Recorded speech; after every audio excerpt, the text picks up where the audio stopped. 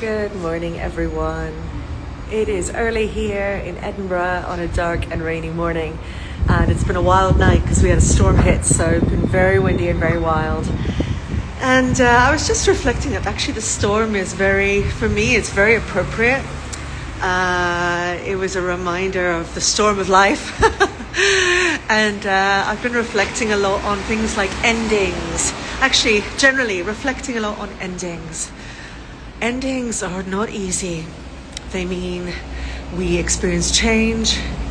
They are a reminder that things don't always stay consistent. That we have to let go of things. We have to surrender to stuff. We have to accept more.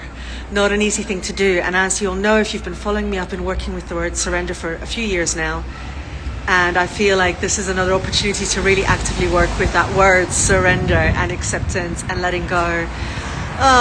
So why am I talking about endings this morning? I'm talking about endings this morning because it's very current in my life. There's quite a few things coming to an end that I definitely am noticing somatically, physiologically in my body and in my nervous system is quite activating and difficult, and I need to really acknowledge and witness and honor and express verbally and physically as best I can. So it's very noisy. I'm in the heart of Edinburgh as always. So for me, the first thing that's coming to an end is this week I have my last sound journey at the Art and Spiritual, at the Salisbury Centre. Oh gosh, I'm getting confused by things. At the Salisbury Centre. This is on Thursday, and it's going to be the last one, and I'm taking a break next year and possibly longer term. This is my lying down sound journey with Reiki, and I've been doing this for several years. I used to do it at the Art and Spirituality actually, which is why that probably popped up, and then at the Salisbury Centre for the last couple of years. And I was doing that monthly, and it's something I've really loved and enjoyed and gotten so much from, and loved working with regulars and new people. But it's time to let that go. So I'm having that last one on Thursday, which is huge. It feels really huge. It feels like a big step. So that's on Thursday, letting go of that. Then this week I've also got my last session of my mindfulness course that I'm doing with the wonderful Kirsty from Yellow Beacon. That's on Wednesday evening. We've been doing that for the last 8 weeks. It's another ending. Another ending. And then I've got so many other things. So in my day job, I've got a group that I've been working with for several years that's rolling down at the end of February, which is really difficult to say goodbye to people that you've built connections with and who've invested in themselves, and I've learned so much. So that's going to be that coming to an end. And then there's another group that I've been facilitating for 5 years, but the lead on for 2 years. So it's been kind of my baby. It's a group I'm really passionate about. And that one, I am leaving that group to do different groups next year.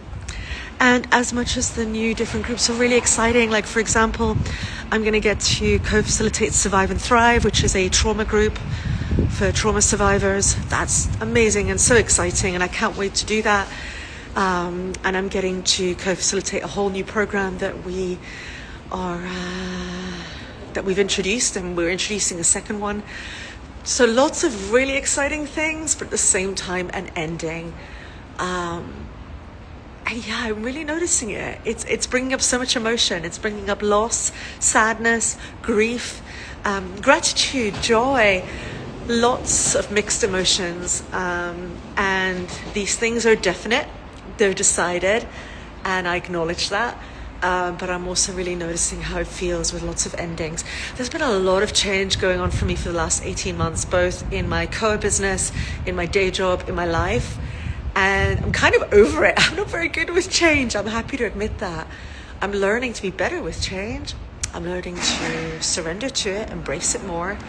But yeah, I just wanted to share. If you're like me and you've got endings coming up, or you're going through endings, it can be really difficult, and it's really important to honor that, witness that, acknowledge that, share that with others, normalize it.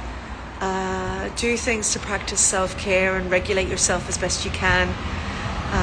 hold those spaces where you do rituals and you find really healthy endings with people, especially if you're doing groups or one-to-one work, or if you're leaving a workplace, for example.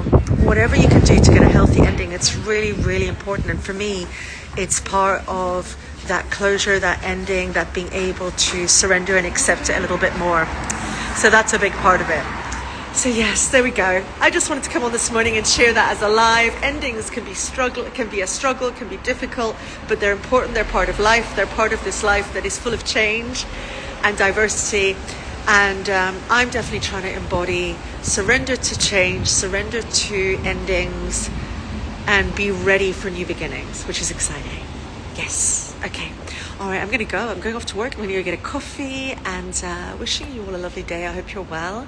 And if you're going through endings or you have some thoughts on this topic, I'd love to hear from you. So share comments below, okay? All right, everyone, have a lovely day. From me, Corey, the face of Koa, in the heart of Edinburgh, on a dark day.